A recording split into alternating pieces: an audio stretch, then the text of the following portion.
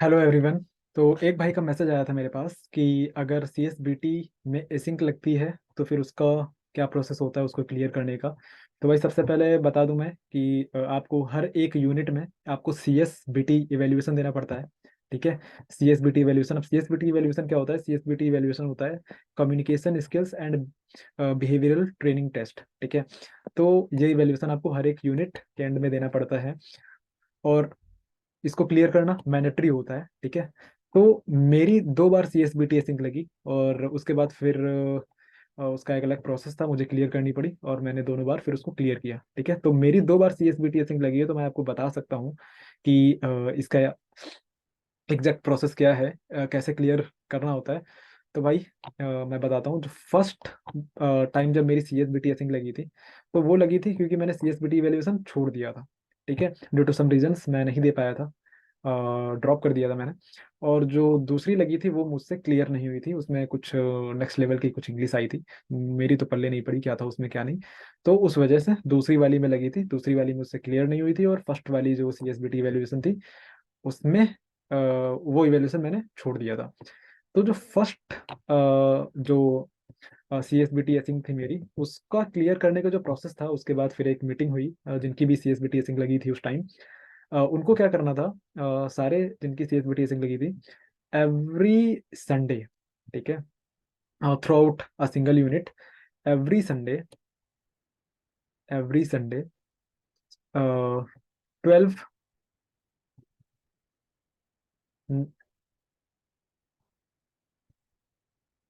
12 AM night. ठीक है। तो ये डेडलाइन होती थी और उसमें होता क्या था? ठीक है। एवरी संडे रात में 12 बजे की डेडलाइन होती थी और उसमें होता क्या था, हमें 2 वीडियोस रिकॉर्ड करने पड़ते थे, 3 to 4 मिनट्स के। ओके। 3 to 4 मिनट्स के हमें वीडियो रिकॉर्ड करने पड़ते थे। उसमें क्या होता था कि एक वीडियो जो होगा उसमें हम बता रहे होंगे, एक वीडियो हम रिकॉर्ड करेंगे 3 से 4 5 मिनट का, उसमें हमें एक्सप्लेन करना होगा जो भी हमारी क्लासेस हुई थी सीएसबीटी की। राइट। जो कम्युनिकेशन स्किल्स की जो क्लासेस हुई थी एंड सॉफ्ट स्किल्स की जो क्लासेस हुई थी, वो कोई भी एक कॉन्सेप्ट उठा के हमको एक्सप्लेन करना है। ठीक है।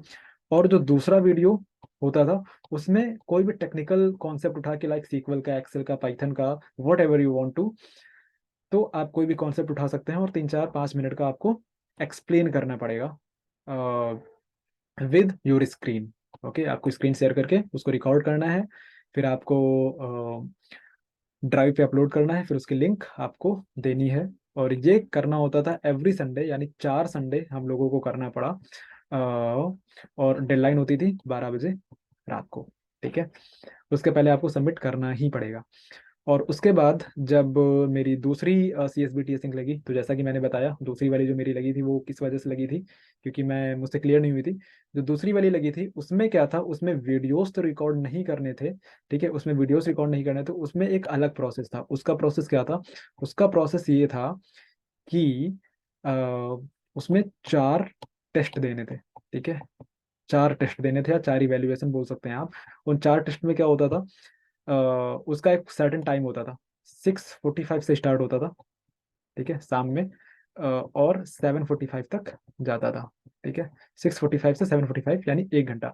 उसमें से जो 30 मिनट यानी आधे घंटे, आधे घंटे क्या होता था कि आपको एक ऑडियो मिलेगा, उस ऑडियो को सुनना है और उसके बाद उसी ऑडियो से रिलेटेड क्वेश्चन पूछे जाएंगे, फिर आपको एक गूगल फॉर्म में, फिर आपको आंसर्स करना है। ठीक है।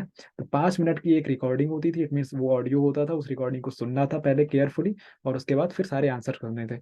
और उसके बाद फिर लास्ट के 30 मिनट्स में क्या होता था, लास्ट के 30 मिनट्स में आपको एक पैसेज मिल जाएगा। ठीक है। एक भी मिल सकता है, दो भी मिल सकता है, मुझे 2 बार 2 पैसेज मिले हैं और 2 बार केवल एक एक पैसेज मिला है, जितना मुझे याद है। तो उसमें क्या होता था कि रीडिंग कॉम्प्रिहेंशन टाइप का होता था। उसमें आपको वो पैसेज पहले केयरफुली पढ़ना है। ठीक है। आरसी जिनको बोलते हैं, तो उनको पहले पढ़ना और उसके बाद उसी के अकॉर्डिंग क्वेश्चन दिए जाते थे और उनका आंसर करना होता था। तो ये प्रोसेस था मेरा। ठीक है। ये प्रोसेस मेरा था। अब आपका भी अगर ऐसा कुछ होता है, अगर सीएसबीटी में ऐसी लगती है, तो आपका भी प्रोसेस लगभग ऐसा ही रहने वाला है। या तो ये होगा और या तो ये होगा। अगर ये दोनों नहीं होते हैं तो फिर इसी के सिमिलर कोई कॉन्सेप्ट वो लोग निकालेंगे और फिर उसको क्या करेंगे, लागू करेंगे, ठीक है। तो उसी के अकॉर्डिंग आपको क्लियर करना पड़ेगा अपनी CSBT async को। और else if you want to know anything, if you want to ask anything, you can reach me out to my Instagram. I am giving my link in the description. You can come there and you can ask whatever you have to. And apart from it, if you like the video, then please like it, subscribe it, and share it with your friends, right? And connect me with LinkedIn also. You can get the link in my Instagram profile as well, Instagram bio as well, right? So let's catch up in the next video. Until then, bye bye.